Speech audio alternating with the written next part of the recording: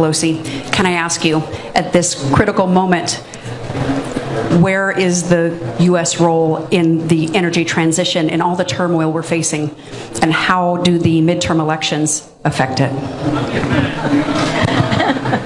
Well, thank you, Kathy. It's wonderful to be here with you at the Rockefeller and Adrienne Arsh Center for and thank you for what you do in that regard, because the nonprofit sector is so important. No political agenda, just saving the planet for the children. Whatever we do is under the guidance of our distinguished chair of our Select Committee on Climate, Kathy Castor. She has been chairing the committee and listening to all of the stakeholders, whether it's the people of faith or concerned scientists, whether it's business or labor, environmental or labor or business, whether it's farmers, whether it's venture capitalists, you name it, every aspect, to listen so that people do not feel that they are left out or not taken into consideration. So when you ask what are we doing, we're doing it in that way. And I salute Kathy for years of listening and putting together a report that was historic. And on that report sprang the legislation, the Inflation Reduction Act, which has in it $370 billion to address the climate crisis for the children in a fair and just way. And Kathy will speak more about it, but I want to acknowledge three of our colleagues who are here. Mr. Meeks is the chairman of the Foreign Affairs Committee. He has been fighting and trying, and it's a challenge, we haven't succeeded yet, to get the global funding that we need to be good neighbors on this planet. And that is a fight that he has been making. Again, part of the report from the committee. Much of the committee work depends on tax credits, and the chairman of the Ways and Means Committee, Richie Neal, is here, and his committee, Mike Thompson of California, under leadership of our distinguished chairman, has the bulk of the bill, how we can come together, private sector, public sector, nonprofit sector. And Mr. Espelot, who is here, a member of the Appropriations Committee from New York, we've traveled to Puerto Rico after disasters and the rest, about workforce development and how if you're going to reconstruct or transition or have resilience, all of it, you have to have a workforce to be able to do it. And so part of his contribution is that aspect of it. Other members of our delegation are Shelley Pingree in terms of agriculture and the food issue, Barbara Lee, roaming around here someplace, maybe will arrive, chair of the subcommittee on appropriations that would be funding so much of the global aspects of this. So I really, it's hard to speak in terms of the midterm elections and this subject because we have had, shall we say, a disagreement on the subject. When Kathy had her bill on the floor, our colleague said, why are we having this discussion? There is no climate crisis, it's all a hoax. We have to get over that. I place my confidence in their children, who hopefully will teach their parents that this is urgent, long overdue. But again, how we will address it is to get working together. Maybe Kathy would like to add. Well, good afternoon. It's we come to this COP with not just talk anymore, but with real concrete action out of the United States Congress, led by the most effective speaker in the history of the United States of America, and Speaker Nancy Pelosi.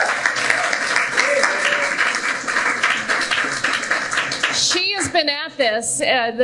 Tackling the climate crisis has been her flagship issue, and many of you remember over a decade ago she led the charge in a different select committee on global warming, and we passed in the House climate action. Unfortunately, it didn't get through the Senate.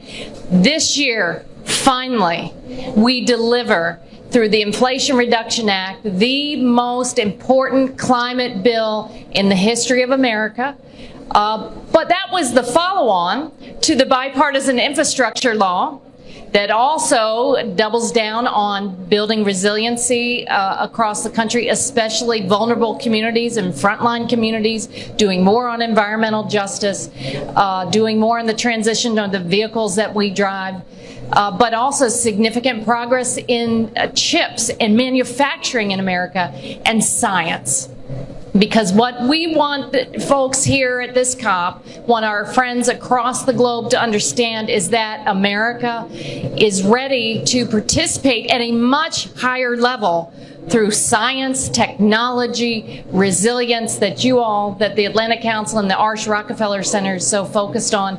So this is a time of action. I know we're talking about this COP being the implementation COP, and now, thankfully, the U.S. is going to have the tools to implement and meet our goals of getting to net zero as quickly as possible and no later than 2050. Thank you. Thank you very much. Speaker Pelosi, at the Aspen Ideas Climate event, you said sometimes you have to take a punch for the children, and sometimes you have to throw a punch for the children. What does that mean at the COP?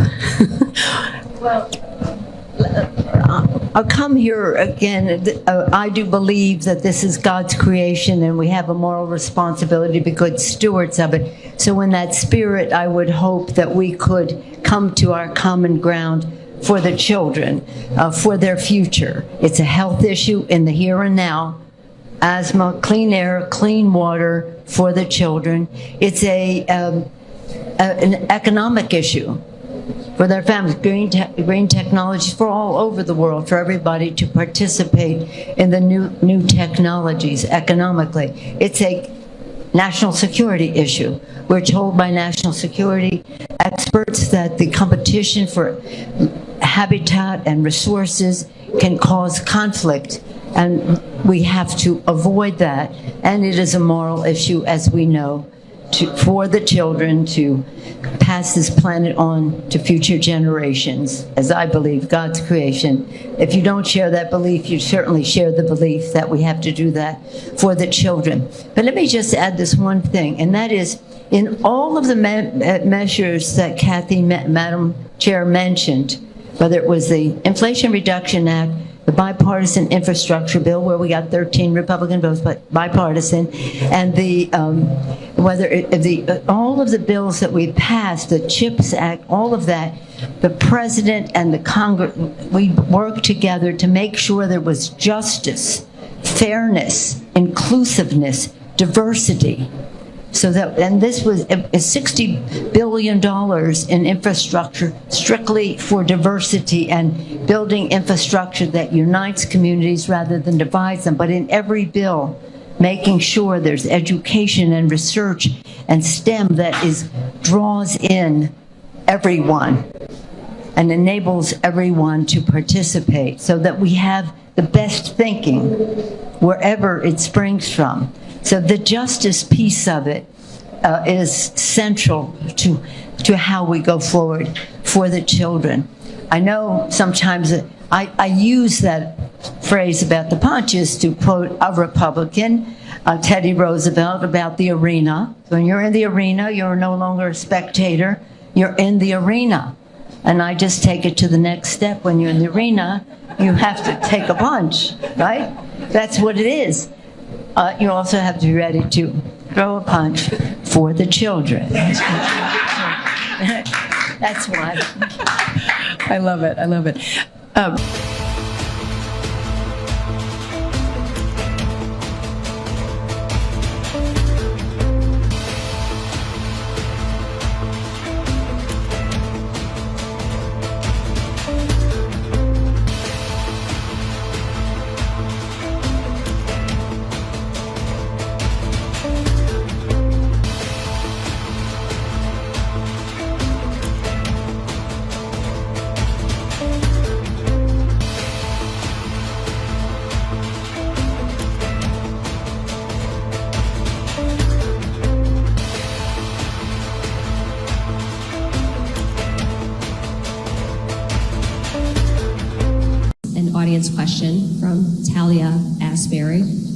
who is a young person, what do you say to young people in this moment about the future of access? What do you say to people like Maddie from the letter that I read? What do you say to 17-year-old me who was pregnant and really struggling with how I was going to make that decision? What do you say to future generations about how we can secure these rights in that access? Yeah. I mean, the first point that I will make is you are not alone. There is, I think, an aspect of this kind of attack on rights that has the effect, if not the intention, to make people feel that they are without power and to make people feel alone. Let's not overlook that there's so much about what is happening now that is profoundly steeped in judgment about women's sexuality. So not only has a right been taken, but there is a tone and a tenor by which it is happening that is highly judgmental and therefore intended, probably, maybe sometimes unintended, to make a person feel ashamed and alone. So my first point would be you're not alone. And you have nothing to be ashamed about. And we have to say that and mean it. And that gets back to also the importance of the coalition building. There's a piece of it that is about encouraging and applauding people who stand up and fight for the rights of themselves and others. And encouraging that in our kids, in our siblings, in our aunties, in our grandmothers, in our grandfathers, and saying, hey, this is admirable to get out here and speak with force and feeling about this issue, and giving ourselves and each other permission to do that, because what's at stake really is so profound. And I think that's a big part of the advice I'd give right now, is you're not alone, and so let's organize. Let's organize. Let's link arms and do what we need to do, including in the next 34 days around the country.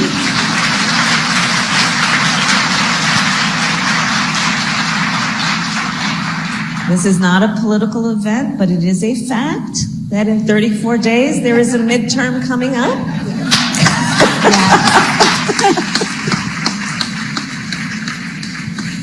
Indeed. And facts must be spoken. Yes, we must speak truth, right? Because stigma is used as a strategy, so is misinformation, so is contorting people's, own ideas about their faith. And I want to kind of come with one final question that comes from Bishop John Selders, who asked, what would you say to someone who understands why abortion should be a personal decision between a pregnant person and whoever else they decide to include in the conversation, but believes they can't reconcile it with their faith? I think that's such an important point to raise, because it's real. It's a real point, and one, I appreciate how the question was framed, which is, it is her choice, and it should be her choice to make if she chooses, in consultation with a loved one, with a healthcare provider, with her faith leader. And more specifically on the point, I say this: one does not have to abandon their faith or their beliefs to agree that the government should not be making that decision for her.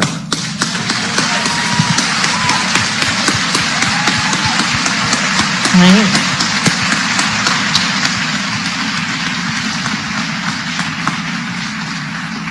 So it's literally that basic, which is also about consciously and affirmatively respecting that we should not, there's nothing about this movement that in any way is trying to convert people, to change people in terms of what are their deeply held beliefs as it relates to their faith. There's nothing at all about that. It's simply saying the government shouldn't be telling an individual woman what to do. And I think we should speak that affirmatively so we don't leave the inference being something we don't intend. I think let the church say amen.